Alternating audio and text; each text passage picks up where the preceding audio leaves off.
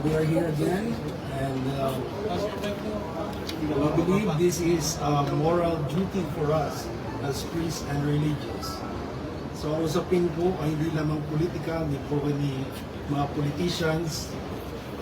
We believe there is moral concern, and kaya nandito po kami muli. And we pray that Congress impeach forthwith Vice President Sara Duterte for the cause of truth, even due process. This is the time for her to present her evidences. Hindi niya sinagot yung maraming tanong. This is an occasion for her to answer all the accusations. Kaya magandang space po ito, forum for her to defend even herself. But we believe for the cause of justice, accountability, she has to answer and be rightly judged by our representatives and senators. Maraming po salamat. Name niyo po. Father, may question lang.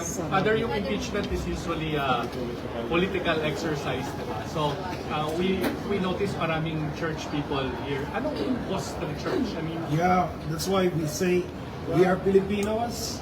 We are obedient also to the Constitution. So, and this is a moral concern. No?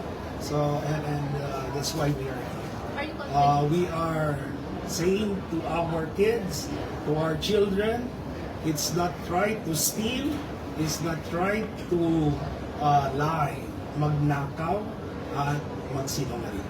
Under ito pong impeachment complaint ko, dapat tayo sigurado na sa matutulad dun sa person ano po impeachment against Vice.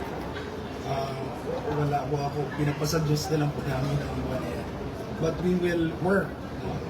We will work and we'll be here to represent not only ourselves but sectors behind us.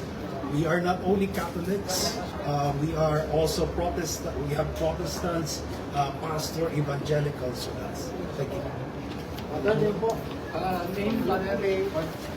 Kami po ay Fayetro sa Balya. Kami po naninindigan na sa paniniwala po namin na oportunidad dito ng Pangalawang Pangulo para sumagot sa mga katanungan na hindi nasagot. At sinasabi po niya noong una na hindi daw po sila bigyan ng pagkakataon. At ngayon po ay binibigyan siya ng pagkakataon na itong impeachment na ito ay isang legal na pamamaraan na nakabatay sa konstitusyon.